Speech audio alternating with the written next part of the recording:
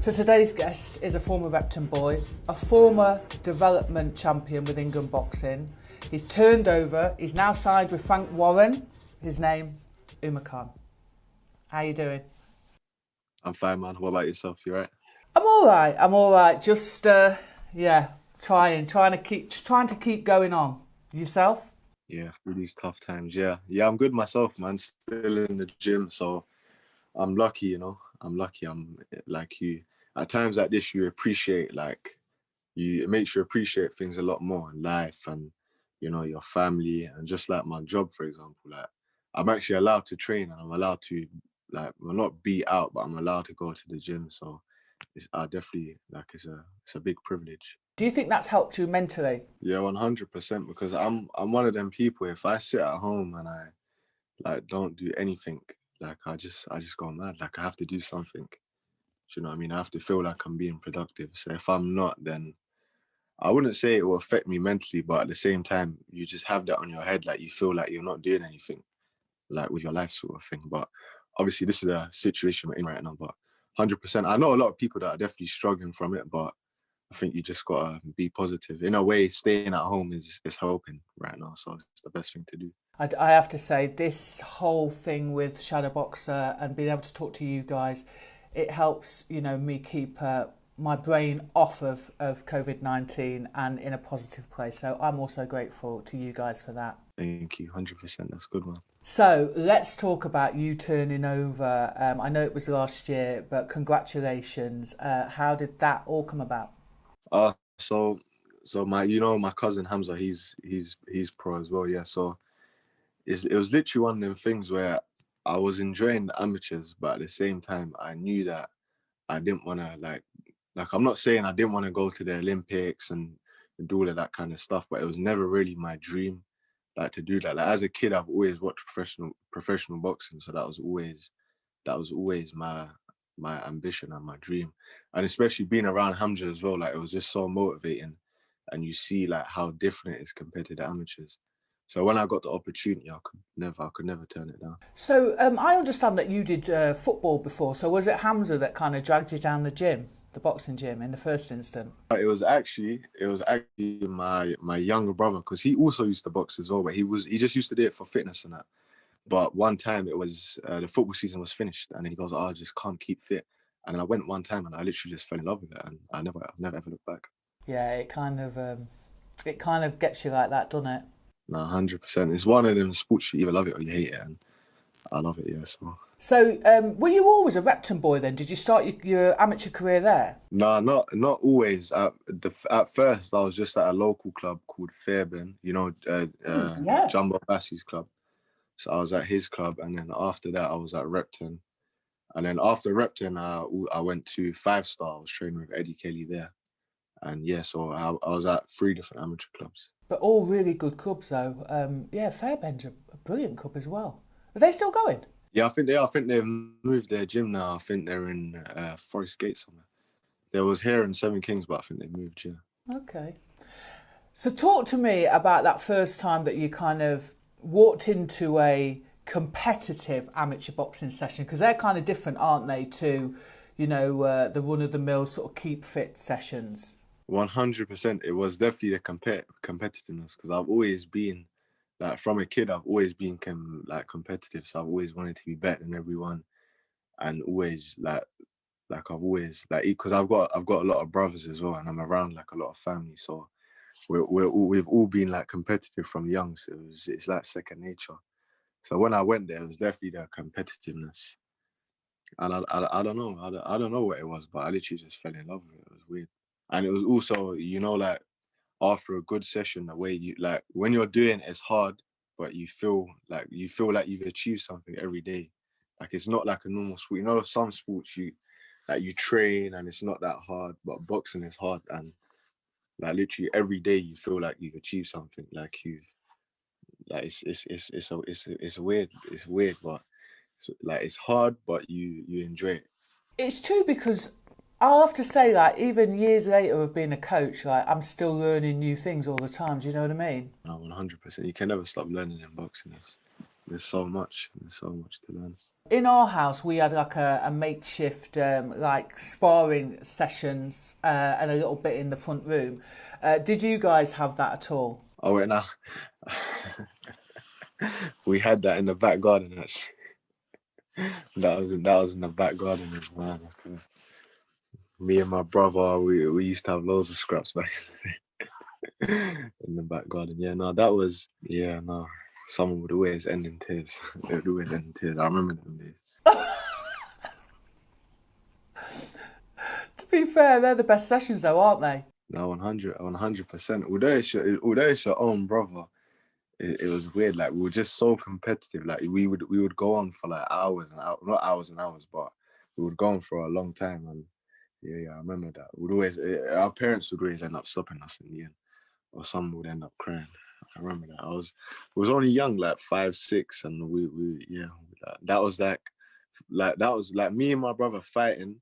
That was like that was like our enjoyment. Like we used to just fight each other. So I've got a lot of memories like growing up with my brother like that. Because I've got 2 brothers as well. But it's not just my brothers. Like my whole family, we all live together. So there's loads of us. Yeah. So there was a lot of days like that in the back garden. It's crazy. Did they try to sell it to you like, I don't know, they're doing you some good? Because that's how it was sold to me. No, they say, "Oh, look what you're doing now," but look what we used to do. Look what we used to do to you back then. Because I was always the smallest. I'm one of the smallest people in my family, so they're all quite big. To be fair, I think now you should ask them for a little sparring session in the back garden. Put it on them. No, we don't fight anymore. But since we grew up, we stopped doing that, man. We had to. So listen, you started, like I said earlier, you've sort of crossed over into the pro game. What do you think was the kind of main reason why you just decided literally to leave the amateur game? I don't know what it was, but my mind has always been set on becoming a pro, and that's always been my dream. So, like, it's like if you get a dream, like, if you get an opportunity at your dream job, you're not gonna turn it down, like no matter how young you are. So that was always my ambition to turn pro.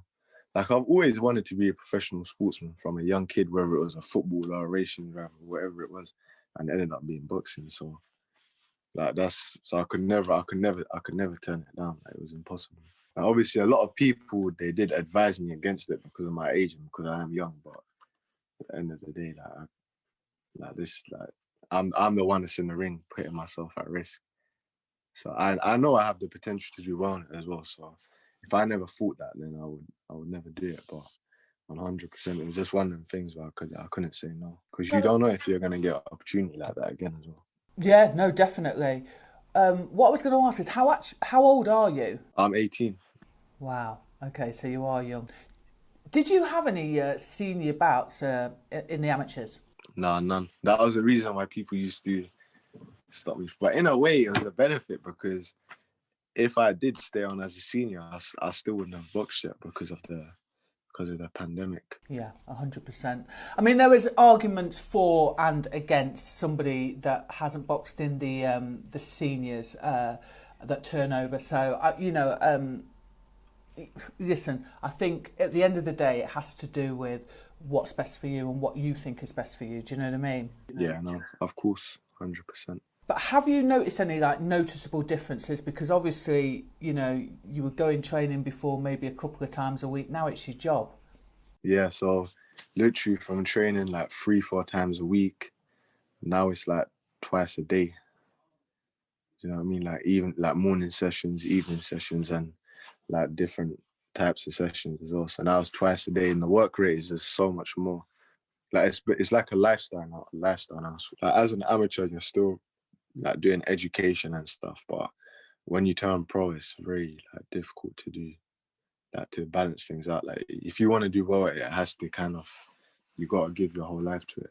Not your whole life, but you got to give a lot of your time to it. No, I totally agree. But you've got a good management team behind you with Ali at TB Promotions, haven't you? Yeah, no, 100%. He's been there from the beginning. He's like a family friend, and he's just like he's been helping me since a young age, and Hamza as well.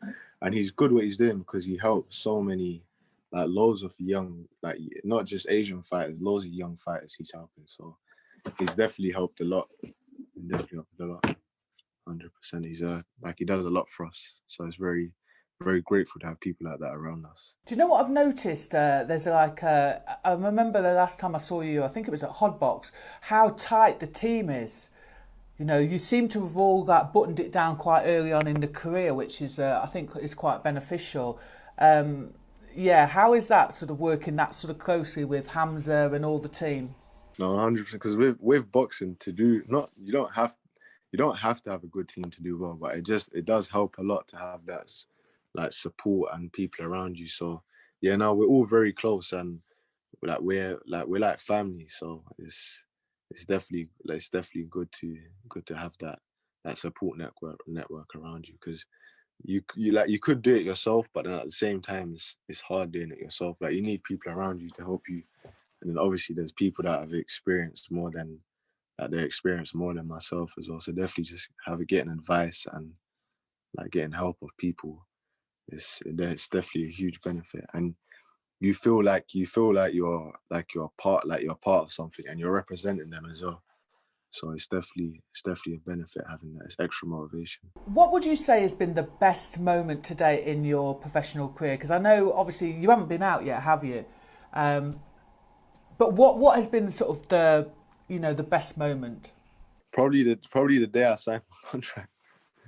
Probably the day I signed my contract. That's definitely been the best day because I've like pictured a day like that in my life for years, and when it come true, it was a dream come true, and it actually happened. So that was definitely the best day, and just seeing like my family proud of me and like my family and friends, everyone proud of me. So that's definitely been the best day of my career so far. But obviously, hopefully there's still a lot more days to come like that. It's just the beginning. What I was going to ask you is, have you actually had any talks with the team in terms of when your debut will be?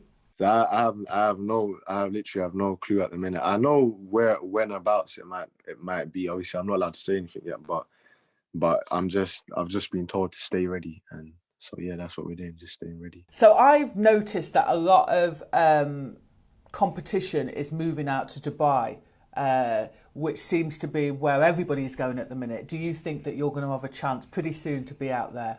Actually, funnily enough, we're actually going there next week. Not to fight, just to train. We're gonna spend a couple of weeks out there to train. Nice. Because so yeah, we're going out there for a couple of weeks. So Hamza's doing a camp there. So yeah, I'm just tagging along, sort of thing. Can I come and do your, I don't know, take photos or film you guys training? Of course, 100%. That'd be great. I would absolutely love it, honestly. Oh. Yeah, it's actually the first time I'm going to Dubai, so it's weird, man. The first time I'm going there, I'm going for camp. But yeah, no, I'm still 100%. We're looking forward to it. Yeah, I think just the whole, like you say, change of scenery, and then everybody's sort of mindset changes, and like everyone's buzzing again. Do you know what I mean? 100%. Yeah. So yeah, no, it's funny you said that because yeah, we're out there next week. You know that guy from America, Ricky Funes, from Ten Goose Boxing Gym. Yeah, so we're going to do a camp with him. He's gonna meet us out there because he's done work with Hamza in the past. So there's not a lot of place for Asians in other sports, and I think boxing is definitely one of the main hubs for Asians in terms of sport. There's loads of us now. I literally started with Amir Khan, and now there's loads of us. So it's good. Was Amir your role model as a kid? As a young kid, yeah, 100% he was, because imagine just seeing someone winning world titles with your second name. So he was definitely my role model. He definitely opened the doors for us, 100%. He's done great things in his career. Did you used to pretend to be part of the family? No, we actually he's actually related to Hamza. Yeah, so he helps us a lot as well. He comes down, just whenever Hamza's in camp, he always comes down and just like has his own like. And then even his uncle Taz as well, he's hugely involved in our careers as well. He looks after us. So when we're in camp, yeah, he looks after us very well. You know, so me and Hamza, we're not closely related. We're like distance related. But him and Amma, yeah, they're quite close. Okay, yeah, I knew that there was some family sort of link, but I wasn't sure what. It's brilliant in terms of what changes are being made in boxing and the opportunities that are arising. Listen, I'm going to keep a watch on you, and we'll talk more. But until then, thanks ever so much for giving us your time. Thank you, I appreciate it. If you like this video, please go ahead and give it a thumbs up. If you're not a subscriber of Shadowboxruk UK, we'd love to see you, so please go ahead and subscribe now.